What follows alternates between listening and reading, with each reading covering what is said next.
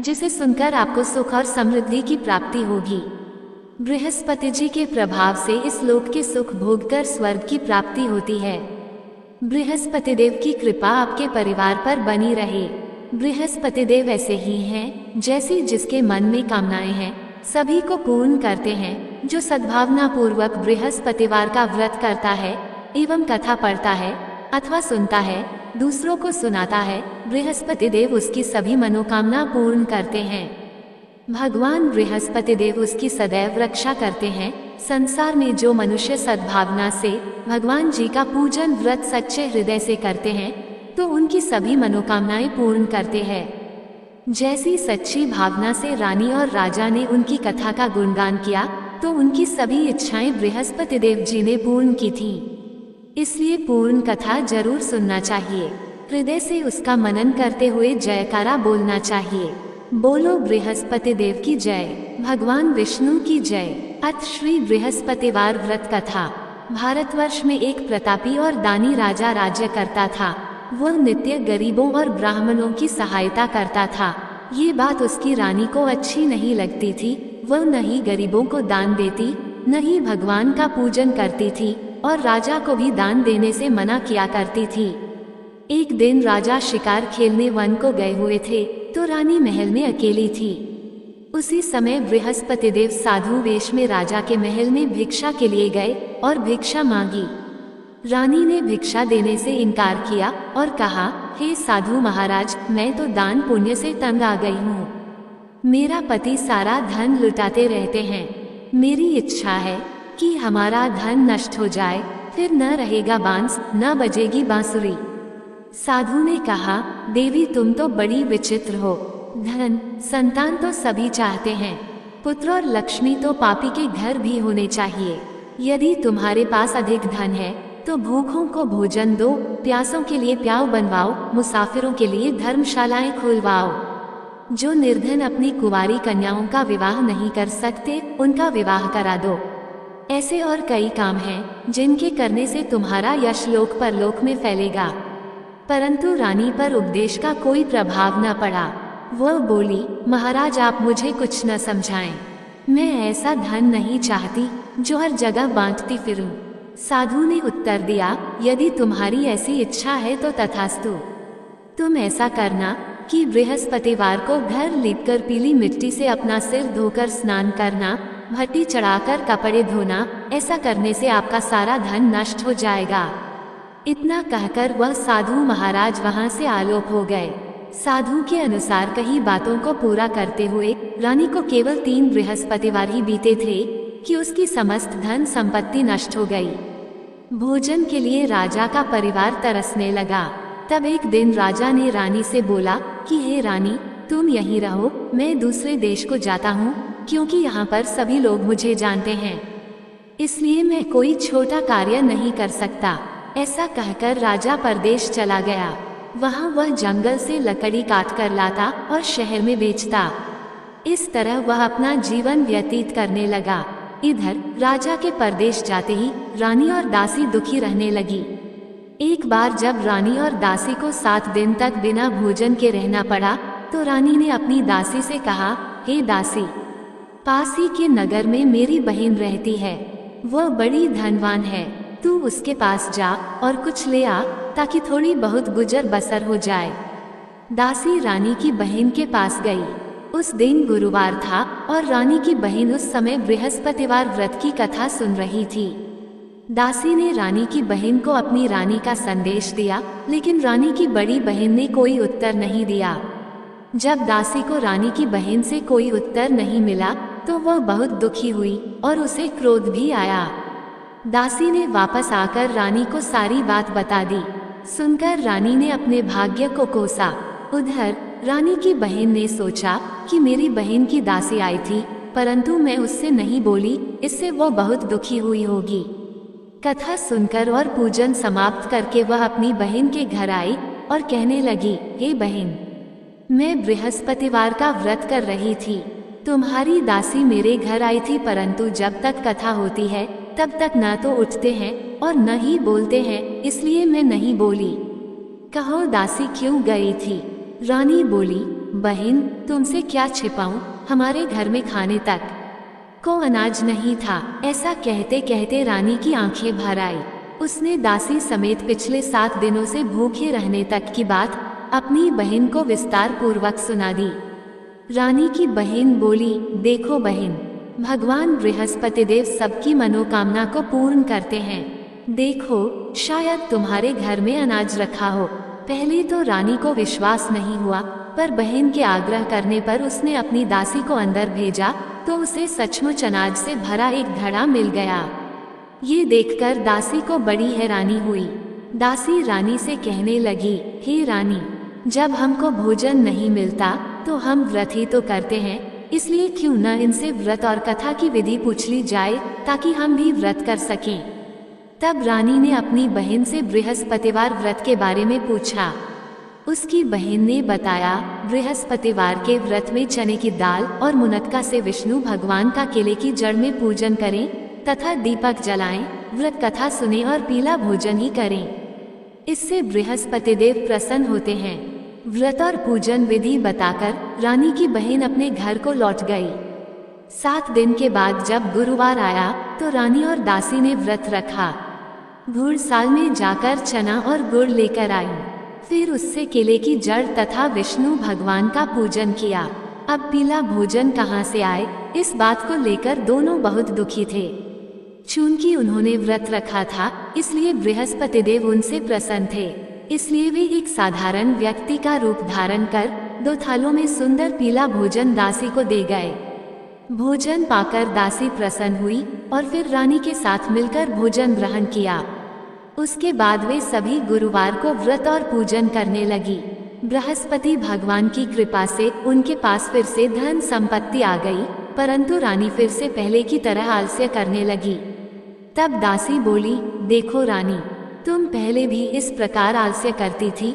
तुम्हें धन रखने में कष्ट होता था, इस कारण सभी धन नष्ट हो गया, और अब जब भगवान बृहस्पति की कृपा से धन मिला है तो तुम्हें फिर से आलस्य होता है।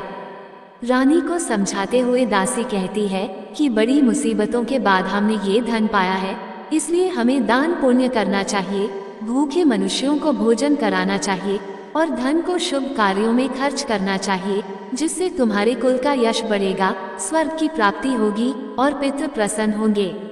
दासी की बात मानकर रानी अपना धन शुभ कार्यों में खर्च करने लगी, जिससे पूरे नगर में उसका यश फैलने लगा। बृहस्पतिवार व्रत कथा के बाद श्रद्धा के साथ आरती की जानी चाहिए। इसके बाद प्रसाद बांटकर उसे ग्रहण करना चाहिए। एक दिन राजा दुखी होकर जंगल में एक पेड़ के नीचे आसन जमाकर बैठ गया।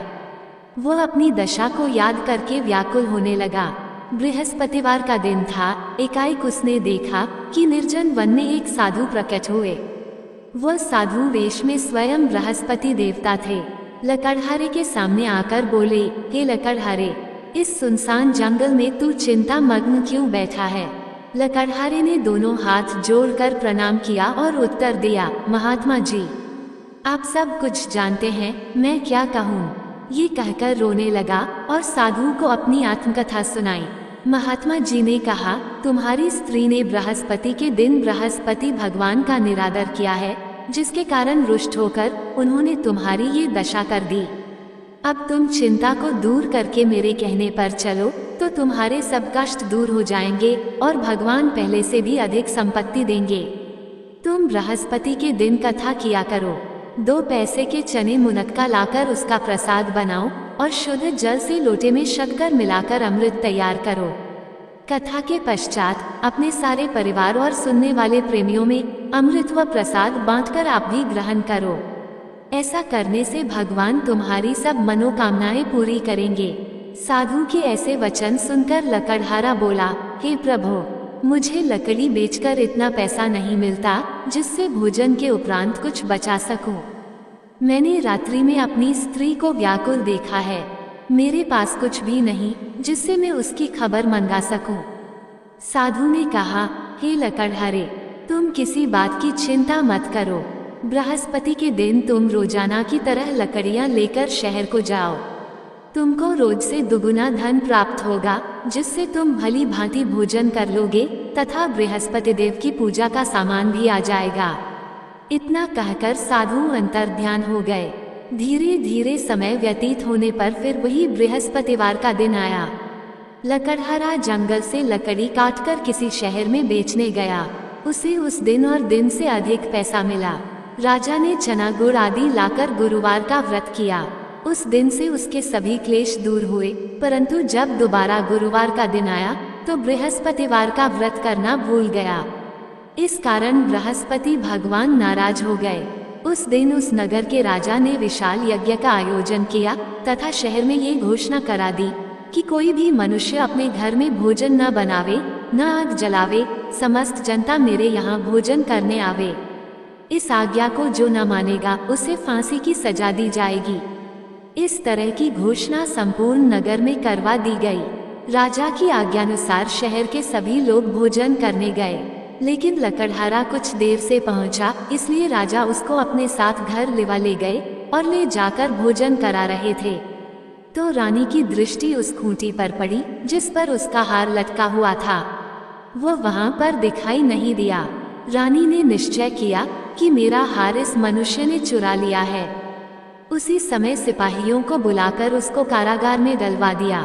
जब लकड़हारा कारागार में पड़ गया और बहुत दुखी होकर विचार करने लगा कि न जाने कौन से पूर्व जन्म के कर्म से मुझे ये दुख प्राप्त हुआ है, और उसी साधु को याद करने लगा जो कि जंगल में मिला था।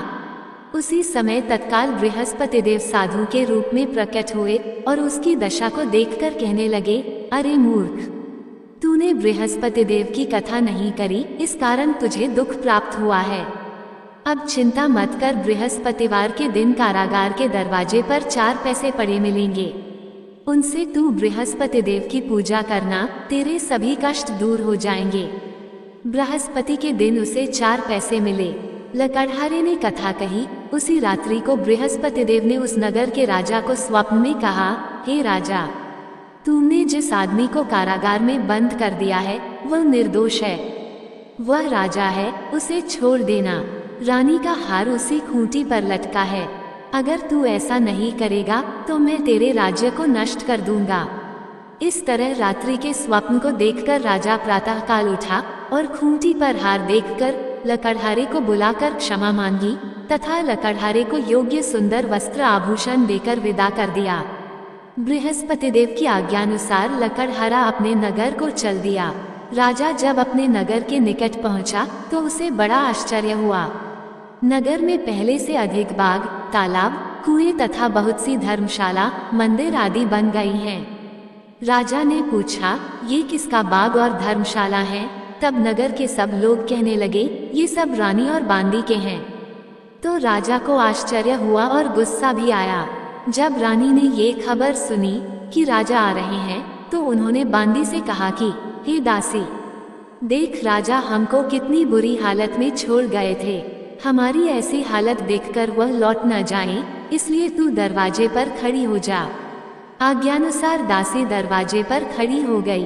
राजा आए तो उन्हें अपने साथ लिवा लाई। तब राजा ने क्रोध करके अपनी रानी से पूछा कि यह धन तुम्हें कैसे प्राप्त हुआ है? तब उन्होंने कहा, हमें ये सब धन बृहस्पति देव के इस व्रत के प्रभाव से प्राप्त हुआ है। राजा ने निश्चय किया कि 7 रोज बाद तो सभी बृहस्पति देव का पूजन करते हैं, परंतु मैं प्रतिदिन दिन में 3 बार कहानी तथा रोज व्रत किया करूंगा। अब हर समय राजा के दुपट्टे में चने की दाल बंधी रहती तथा दिन में 3 बार कहानी कहता। एक रोज राजा ने विचार किया कि चलो अपनी बहन के यहाँ हो आवे। इस तरह निश्चय कर राजा घोड़े पर सवार हो अपनी बहन के यहाँ को चलने लगा। मार्ग में उसने देखा कि कुछ आदमी एक मुर्दे को लिए जा रहे हैं। उन्हें रोककर राजा कहने लगा, अरे भाइयों, मेरी बृहस्पति देव की कथा सुन लो।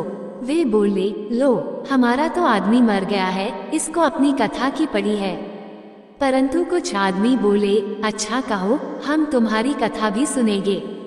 राजा ने दाल निकाली और जब कथा आधी हुई थी कि मुर्दा हिलने लग गया, और जब कथा समाप्त हो गई तो राम राम करके मनुष्य उठकर खड़ा हो गया। आगे मार्ग में उसे एक किसान खेत में हल चलाता मिला।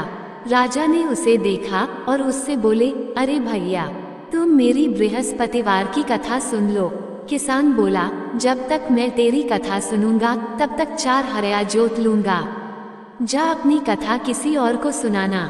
इस तरह राजा आगे चलने लगा।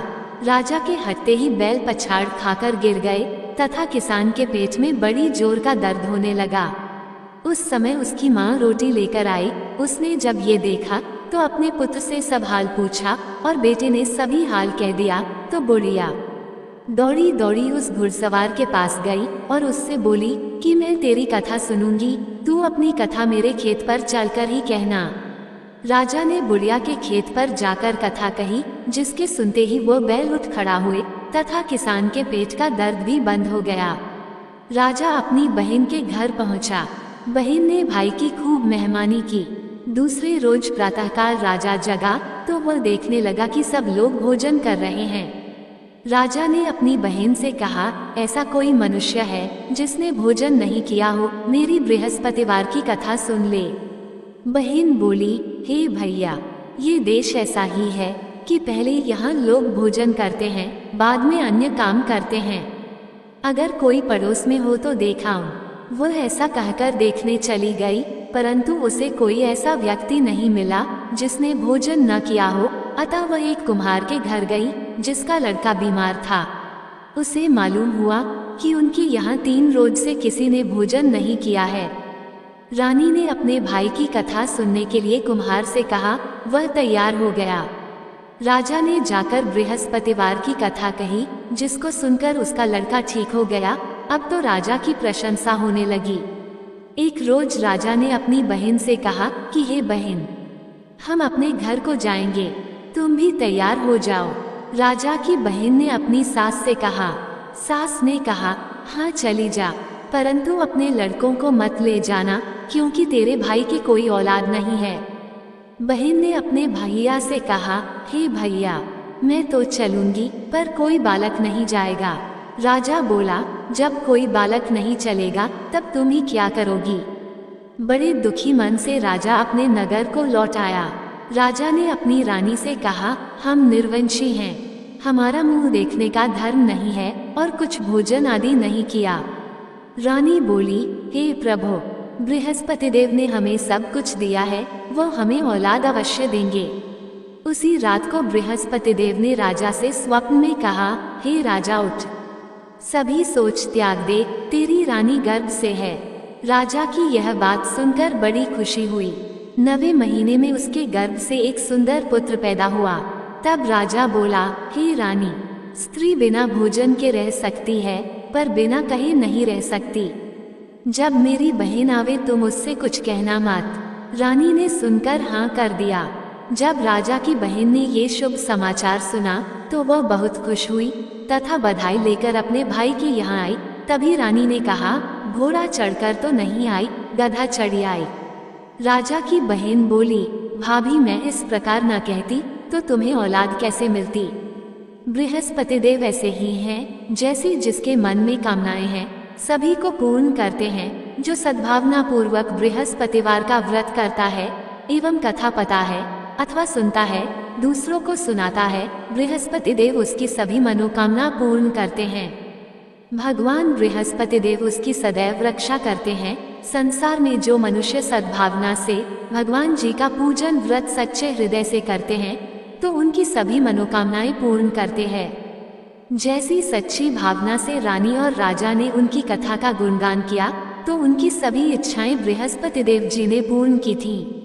इसलिए पूर्ण कथा सुनने के बाद प्रसाद लेकर जाना चाहिए। हृदय से उसका मनन करते हुए जयकारा बोलना चाहिए। बोलो बृहस्पति देव की जय, भगवान विष्णु की जय। बृहस्पति देव की दूसरी कथा। प्राचीन काल में एक ब्राह्मण रहता था। वह बहुत निर्धन था। उसके कोई संतान नहीं थी। उसकी स्त्री बहुत मलिनता के साथ रहती थी। वह स्नान न करती, किसी देवता का पूजन न करती। इससे ब्राह्मण देवता बड़े दुखी थे। बेचारे बहुत कुछ कहते थे, किंतु उसका कुछ परिणाम न निकला। भगवान की कृपा से ब्राह्मण की स्त्री के कन्या रूपी रत्न पैदा हुई। कन्या बड़ी होने पर प्रातः स्नान करके विष्णु भगवान का जाप व बृहस्पतिवार का व्रत करने लगी। अपने पूजन पाठ को समाप्त करके विद्यालय जाती तो अपनी ठी में जौ भर के ले जाती और पाठशाला के मार्ग में डालती जाती। तब ये जौ स्वर्ण के हो जाते। लौटते समय उनको बीन कर घर ले आती थी। एक दिन वो बालिका सूप में उस सोने के जौ को फटक कर साफ कर रही थी कि उसके पिता ने देख लिया और कहा, हे बेटी, सोने के जौ के लिए सोने का सूप होना चाहिए। दूसरे दिन बृहस्पतिवार था। इस कन्या ने व्रत रखा और बृहस्पति देव से प्रार्थना करके कहा, मैंने आपकी पूजा सच्चे मन से की हो तो मेरे लिए सोने का सूप दे दो। बृहस्पति देव ने उसकी प्रार्थना स्वीकार कर ली।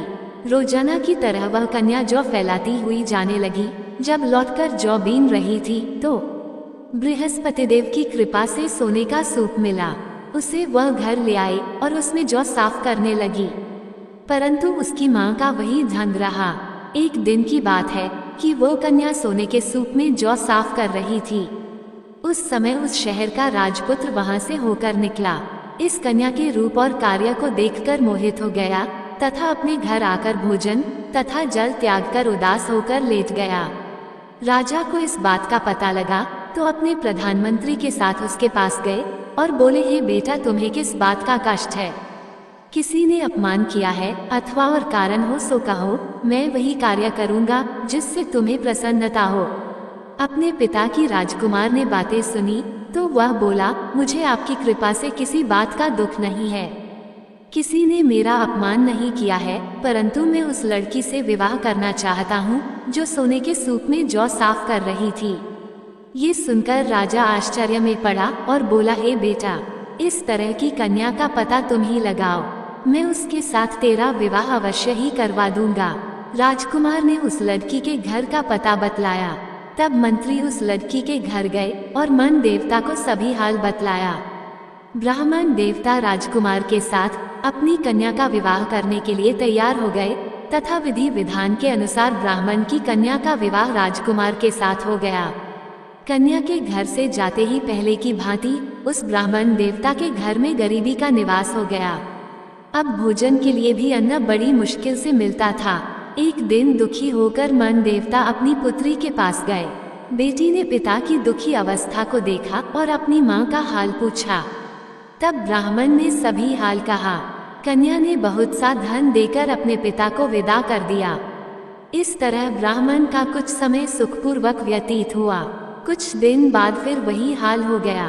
ब्राह्मण फिर अपनी कन्या के यहाँ गया और सारा हाल कहा तो लड़की बोली, हे पिताजी, आप माताजी को यहाँ लिवा लाओ, मैं उसे विधि बता दूंगी जिससे गरीबी दूर हो जाए। वह ब्राह्मण देवता अपनी स्त्री को साथ लेकर पहुँचे तो अपनी माँ को समझाने लगी, हे माँ, तुम प्रातःकाल प्रथम स्नानादि करके विष्णु भगवान का पूजन करो तो सब दरिद्रता दूर हो जाएगी। परंतु उसकी माँ ने एक भी बात नहीं मानी और प्रातःकाल उठकर अपनी पुत्री के बच्चों की जूठन को खा लिया। इससे उसकी पुत्री को भी बहुत गुस्सा आया और एक रात को कोठरी से सभी सामान निकाल दिया और अपनी माँ को उसमें बंद कर दिया। प्रातःकाल उसे निकाला तथा स्नानादि करा के पाठ करवाया तो उसकी माँ की बुद्धि ठीक हो गई और फिर प्रत्येक बृहस्पतिवार को व्रत रखने लगी। इस व्रत के प्रभाव से उसके माँ बाप बहुत ही धनवान और पुत्रवान हो गए और बृहस्पति जी के प्रभाव से इस लोक के सुख भोगकर स्वर्ग को प्राप्त हुए। बोलो विष्णु भगवान की जय, बोलो बृहस्पति देव की जय। ओम नमो नारायणाय। जय श्री कृष्ण। दोस्तों, आपको ये कथा कैसी लगी कृपया कमेंट करके जरूर बताएं। वीडियो पसंद आया हो तो लाइक करें, कमेंट बॉक्स में जय श्री कृष्ण जरूर लिखें और ऐसी ही और भी बहुत सारी कहानियों को सुनने के लिए चैनल को सब्सक्राइब जरूर करें। धन्यवाद।